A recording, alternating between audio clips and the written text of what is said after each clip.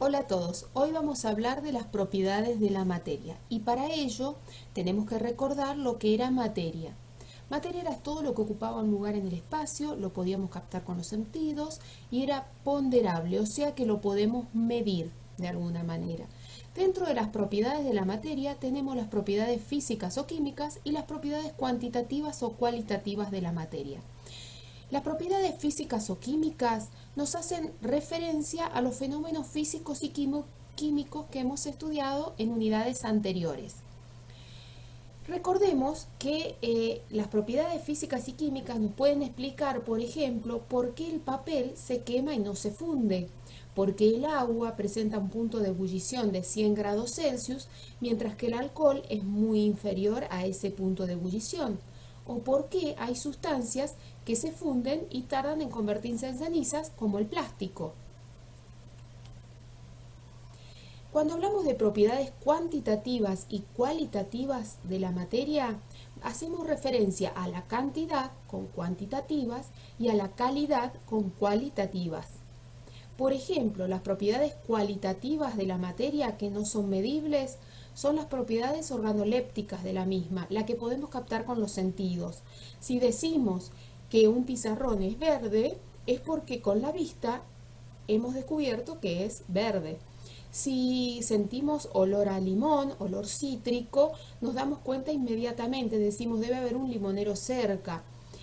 Si tenemos resentida o no tenemos el sentido de la vista, podemos determinar de qué material se trata con el tacto, con el olor, con la audición, con el gusto.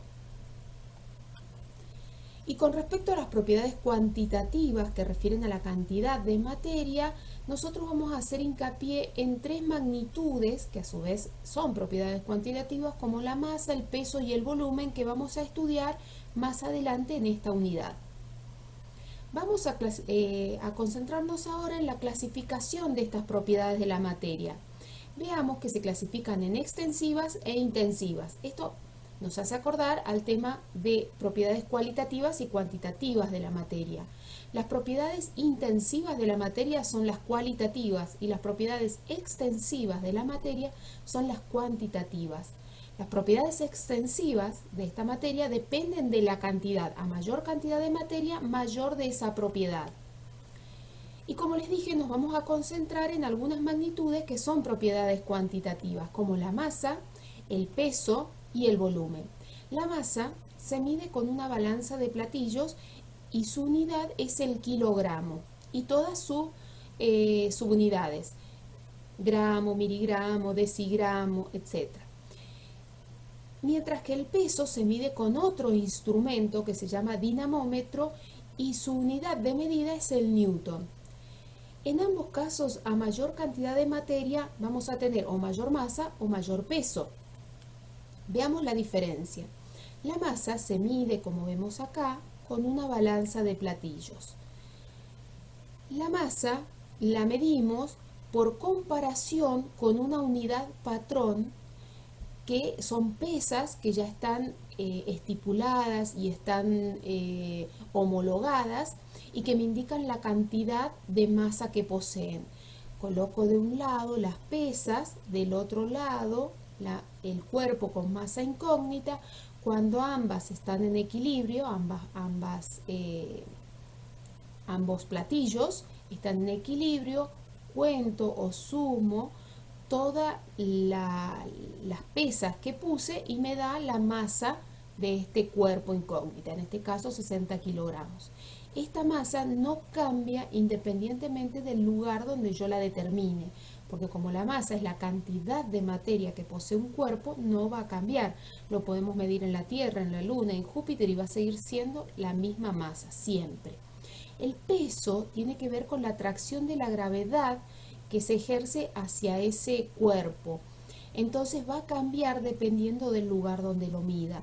No va a ser el mismo peso en la Tierra que en la Luna o que en Júpiter. Y se mide con un dinamómetro que posee un sistema de resorte que se va a estirar más o menos de acuerdo al peso de ese cuerpo. Y en el costado una escala que me indica cuál es el peso.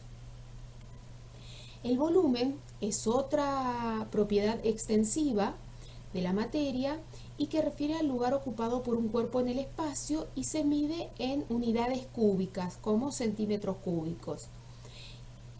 Y también a mayor cantidad de materia, mayor volumen. Existen otras muchas propiedades extensivas, pero nosotros vamos a concentrarnos principalmente en estas magnitudes más adelante.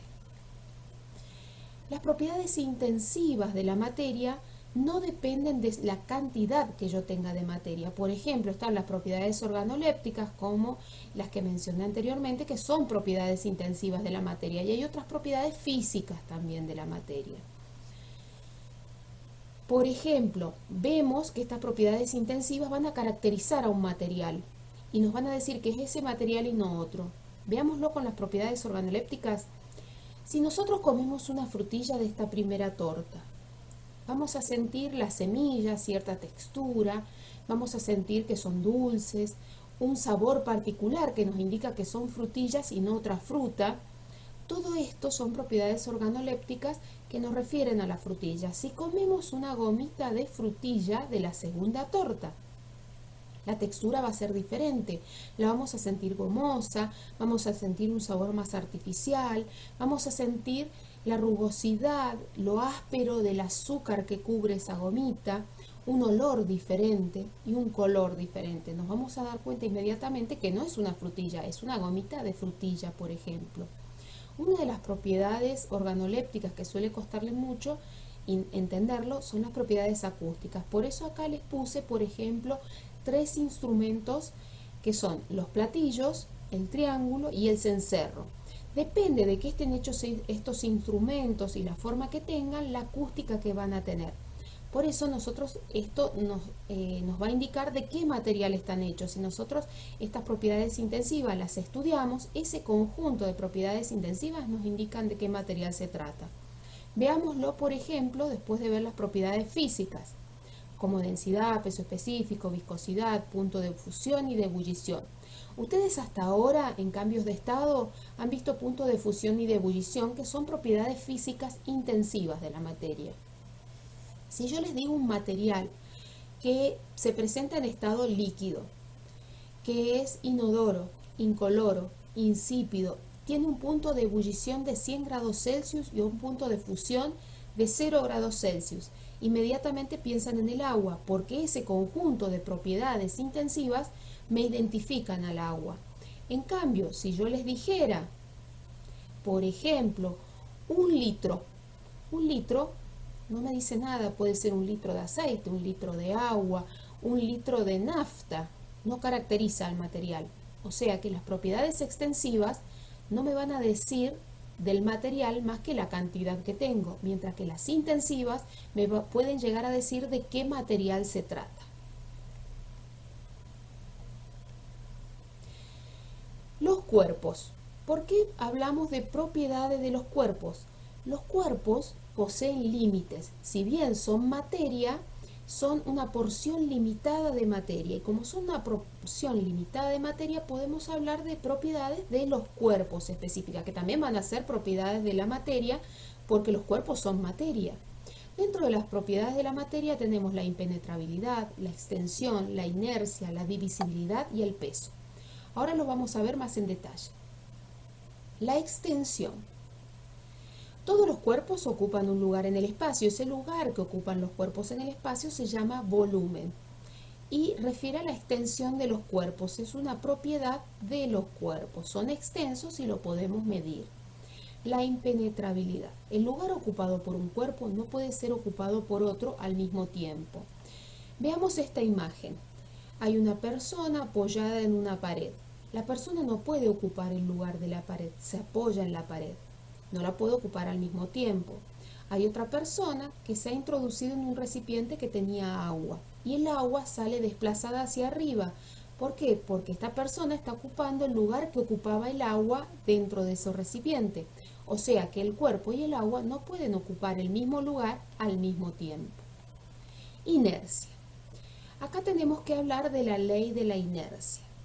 Todo cuerpo va a tender a permanecer en reposo o movimiento hasta que una fuerza externa lo afecte. Vemos que hay una pelota. Esa pelota es pateada por un individuo recorre cierto camino, se mueve por el espacio hasta que otra fuerza externa la detiene, que es el arquero. Primero una fuerza externa, como el primer jugador de remera celeste, la pateó y la impulsó hacia adelante. Modificó su estado de reposo. Comenzó un movimiento. Ese movimiento continuó hasta que otra persona, el arquero de remera negra, la detuvo. Hay muchos que me dirán, bueno, pero si la pelota es pateada y no existe arquero, la pelota va a continuar su movimiento y en algún momento se va a detener. Y no hay fuerza externa que la detuvo, no existió el arquero. Existe una fuerza externa que detiene en algún momento ese cuerpo. Cuando se patea una pelota, existe el rozamiento con el césped, con el aire, el viento, etcétera, que va a ir deteniendo esa pelota. Y todo eso, el rozamiento con el aire o el césped, son fuerzas externas que detienen a ese cuerpo.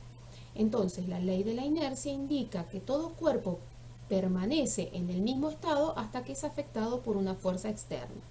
Cuando ustedes van en el colectivo, ustedes están en reposo sobre el colectivo, sobre el piso del colectivo.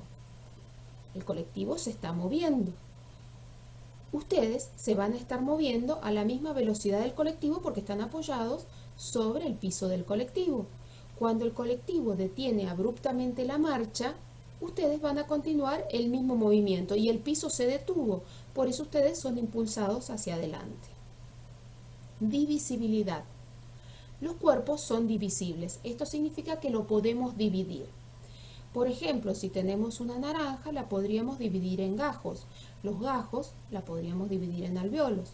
Los alvéolos podríamos separarlo en sus diferentes componentes. Por ejemplo, el agua, la vitamina C, los azúcares que poseen.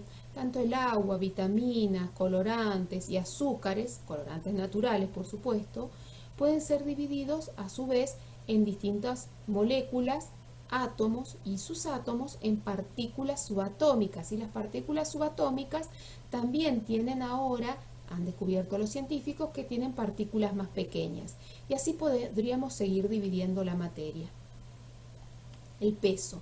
El peso tiene que ver con la atracción de la gravedad que les hablaba anteriormente y va a depender de dónde lo midamos.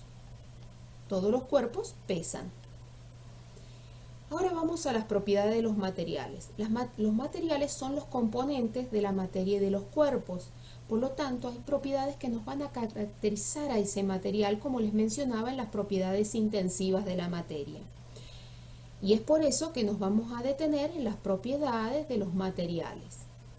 Hay distintos tipos de propiedades de los materiales. Por ejemplo, las propiedades organolépticas, que ya las mencioné anteriormente. Las propiedades eléctricas, que indican si una sustancia es conductora de la electricidad o no.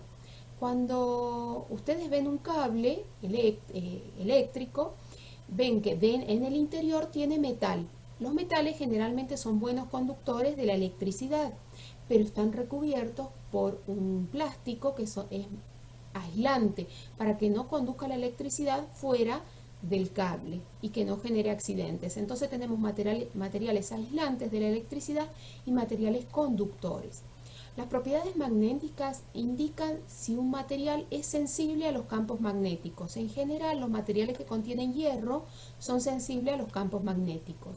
Las propiedades térmicas indican si un material es conductor o no del calor. Si nosotros queremos hacer una olla para cocinar alimentos, es preferible que el material con el que está construido sea buen conductor del calor. ¿Para qué? Para que cocine el alimento interior. Si queremos construir una vivienda en un lugar con climas muy extremos como Alaska o un desierto, queremos que los materiales de construcción de esa casa sean aislantes para que mantengan el calor o impidan la entrada de calor desde el exterior si están en el desierto. O sea que los materiales de esas paredes deberían ser materiales que sean malos conductores del calor. Si queremos hacer un termo, para conservar el agua caliente, por ejemplo, es conveniente que los materiales del que esté construido ese termo sean aislantes y malos conductores del calor. Las propiedades químicas me van a indicar si una sustancia reacciona o no ante otras sustancias o ante la energía. Siguiendo el mismo ejemplo de la construcción, de la realización de recipientes para cocinar alimentos. Por ejemplo, en la antigüedad se utilizaban ollas de hierro. Se cocinaba en ollas de hierro y que son buenos conductores del calor, entonces se calentaban mucho y cocinaban muy bien la comida, y a su vez ese hierro aportaba a la comida cierta cantidad de ese metal. Esto hacía que las personas consumieran más hierro y se evitara la anemia crónica, que en la actualidad es bastante frecuente. Pero, por ejemplo, ¿cuál era la dificultad de usar hierro? Que se oxida fácilmente y da mal sabor a la comida si se utiliza una olla oxidada. Propiedades mecánicas.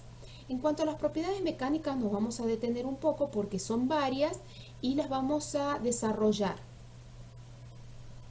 Las propiedades mecánicas de los materiales tienen que ver en cómo reacciona ese material a una fuerza aplicada, ¿sí? Aplicada sobre ese material en particular. Acá tenemos algunas de las propiedades de los materiales desarrolladas como elasticidad, plasticidad, ductilidad, maleabilidad, tenacidad, fragilidad y dureza. Elasticidad. Es la propiedad del material de cambiar de forma y luego que terminamos de aplicarle esa fuerza volver a su forma original. Acá tienen el ejemplo de una liguita que la estiran y cuando la sueltan vuelve a su forma original. Plasticidad es lo contrario a elasticidad. Nosotros deformamos un material y queda con esa forma permanente, queda deformado. Por ejemplo, la plastilina. Si nosotros la plastilina le damos una forma, va a quedar con esa forma original. Acá tenemos el ejemplo del papel. Arrugamos el papel y queda arrugado. Esta es una deformación permanente y se llama plasticidad. Ductilidad es la capacidad de formar hilos. La mayoría de los metales son dúctiles, tienen la capacidad de formar hilos, por eso hacemos cables más gruesos, más finos, hierros para construir casas, etc. También existen algunos materiales diferentes a los metales que son muy dúctiles. Por ejemplo, el poliestireno, podemos formar fibras, el algodón, que es un material natural, puede formar fibras y con esas fibras vamos a formar telas. El lino también tiene la capacidad de formar fibras, o sea, hilos. La maleabilidad es la capacidad que tiene el material de formar láminas. Los metales también pueden formar láminas y son muy maleables. La tenacidad es la capacidad que tiene el material de deformarse sin romperse. Por ejemplo, los metales son muy tenaces. Esto significa que se pueden deformar sin romperse. Una vara de bambú es muy tenaz, no se quiebra. Esto tiene que ver también con la construcción y el avance de la ingeniería. La ingeniería ha ido creando nuevos materiales que permiten, por ejemplo, construir edificios que resisten el embate de los sismos. En lugares donde los sismos son muy habituales, los edificios son construidos con ciertos materiales y de cierta manera, de forma que no se caigan ante un sismo o un movimiento de tierra. Esto tiene que ver con la capacidad de tenacidad o la propiedad de ser tenaz de esos materiales en cuestión.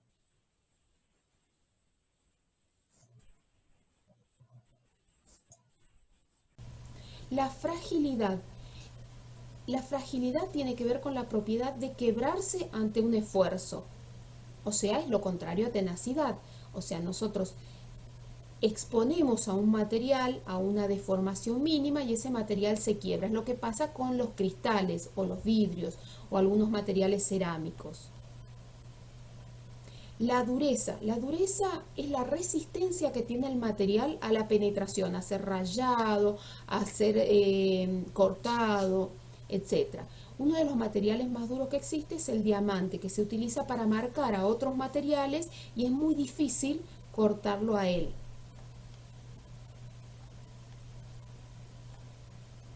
Hasta acá llegamos con las propiedades de la materia, de los cuerpos y de los materiales. Espero que les sea útil. Un beso grande.